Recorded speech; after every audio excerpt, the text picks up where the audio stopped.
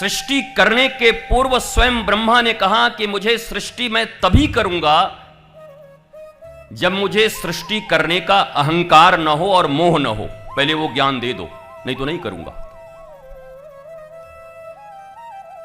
देखो, शक्ति मिलने से पहले, सामर्थ्य मिलने से पहले, पद मिलने से पहले, प्रतिष्ठा मिलने से पहले अपने सद्गुरु और परमपिता से प्रार्थना करना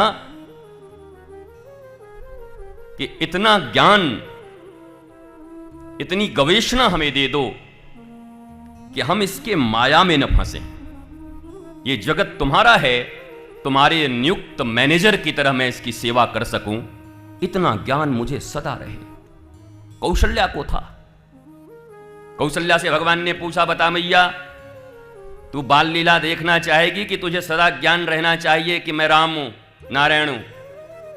कौशल्या ने कहा, मुझे ज्ञान होना चाहिए। यशोदा से पूछा, तू बता।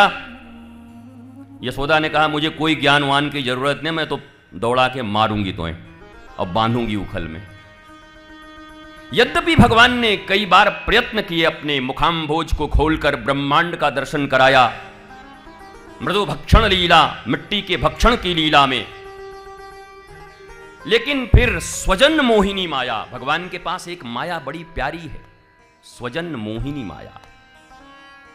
एक तो साधारण माया है हम जैसे लोगों के लिए, वो तो पड़े ही हुए उसी में।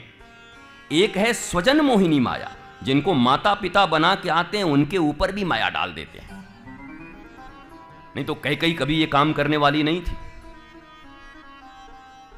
और एक माया और है जिसको कहते हैं स्वमोहिनी माया। एक माया ऐसी भी है जो भगवान को भी मोहित कर देती।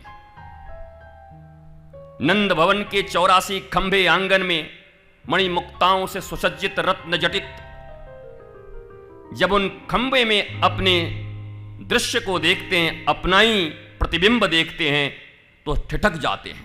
गोविंद, छोटे से गोविंद माखन चुरा के खा रहे हैं। अचानक खंबे में उनको दिखा, बोला, तू कहां से आयो? हमारो घर में कहां से आए हो? चुप, ये ले माखन खवाई दे रहे हो, मैया को मत बताइयो। और मैया पीछे खड़ी खिलखिला रही है, बारे गोविंद, बारे मेरे लाला, इतना भोला है, अपने ही प्रतिबिंब से डर जा रहा है। भगवान ने इस विशेष लीला को करने के लिए स्वमोहिनी माया का आरोपण किया है स्वयं के ऊपर।